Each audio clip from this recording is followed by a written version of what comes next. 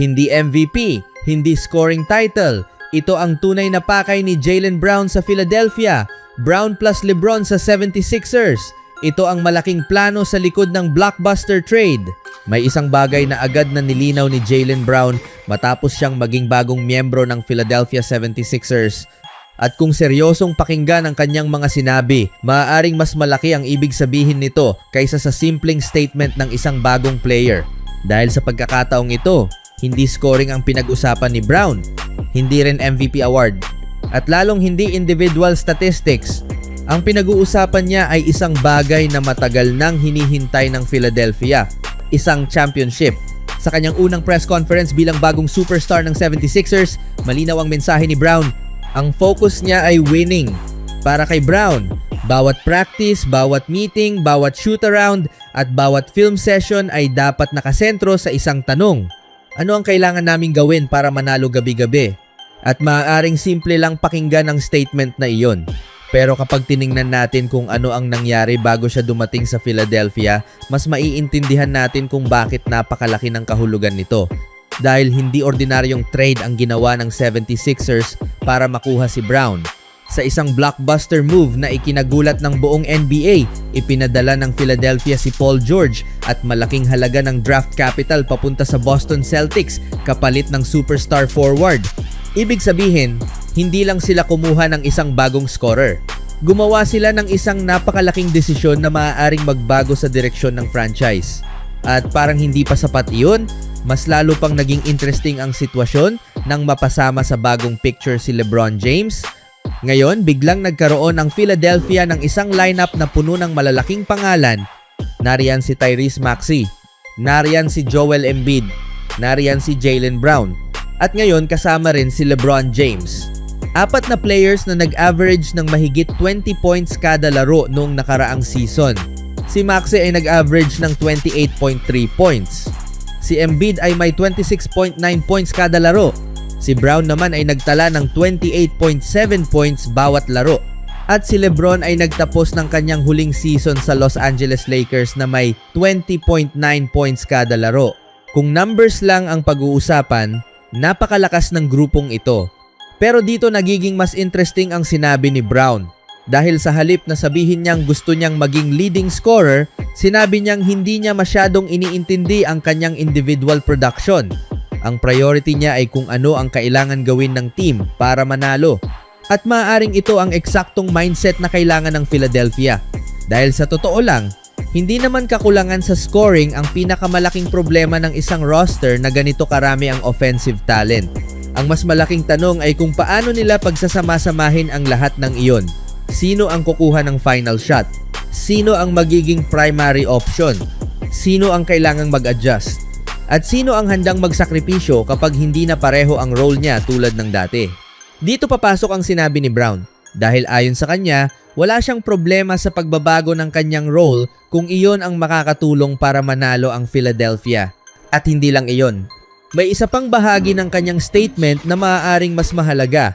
Sinabi ni Brown na hindi siya interesado sa MVP awards. Hindi rin siya motivated ng Finals MVP. At hindi raw individual success ang bagay na tunay na nagpapagalaw sa kanya. Maganda raw ang mga awards na iyon. Pero para sa kanya, hindi iyon ang ultimate goal.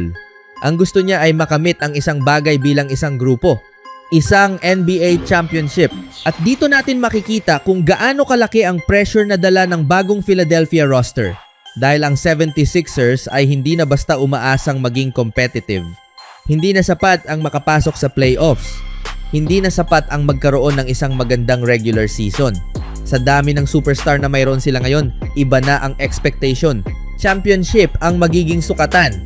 At iyon ang dahilan kung bakit napakalaki ng pressure kay Jaylen Brown. Dahil kapag sumali ka sa isang team na may Embiid, Maxey at LeBron James, automatic na tataas ang expectations. Bawat pagkatalo ay pag-uusapan. Bawat chemistry issue ay susuriin. At bawat playoff failure ay maaring maging malaking problema. Pero mukhang handa si Brown sa ganoong klaseng pressure. Sa halip na habulin ang spotlight, gusto niyang tumulong bumuo ng isang team na kayang manalo. At kung tutuusin, hindi na bago kay Brown ang pressure ng championship expectations. Galing siya sa Boston Celtics, isang franchise na sanay sa mataas na standards at championship mentality. Kaya ngayon, ang malaking tanong ay kung madadala niya ang mindset na iyon sa Philadelphia. Dahil may talent na sila, may scoring na sila, may superstar power na sila.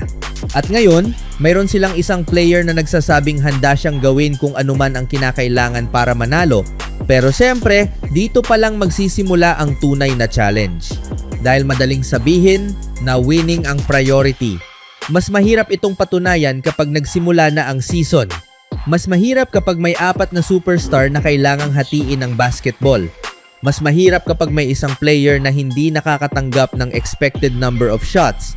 At lalong mahirap kapag dumating na ang playoffs at isang possession na lang ang pagitan ng panalo at pagkatalo. Doon nating malalaman kung tunay na gumagana ang bagong Philadelphia experiment.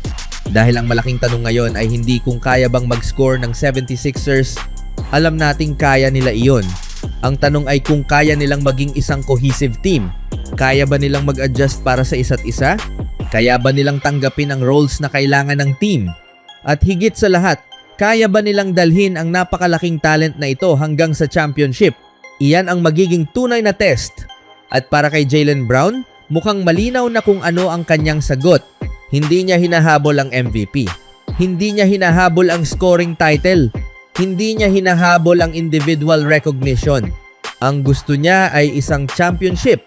At kung talagang handa siyang isabuhay ang mindset na iyon sa Philadelphia, maaaring siya ang maging isa sa pinakamahalagang pieces ng bagong 76ers.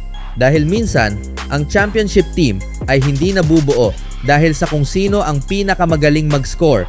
Nabubuo ito dahil sa mga superstar na handang mag-adjust kapag kinakailangan. At ngayon, iyon mismo ang ipinapangako ni Jaylen Brown. Kaya habang papalapit ang bagong season, isang bagay ang siguradong magiging interesting panoorin. Paano pagsasamahin ng Philadelphia ang talent ni na Brown, Embiid, Maxey at LeBron? At kapag dumating na ang pinakamalaking pressure ng playoffs, sino ang magiging player na tatayo? Dahil sa ngayon, isang bagay ang malinaw. Hindi pumunta si Jaylen Brown sa Philadelphia para lang dagdagan ang kanyang statistics. Pumunta siya roon para habulin ang bagay na pinakamahirap makuha sa NBA. Isang championship. At kung matutupad iyon, maaaring ang blockbuster move na ito ang maging simula ng isang bagong era para sa Philadelphia 76ers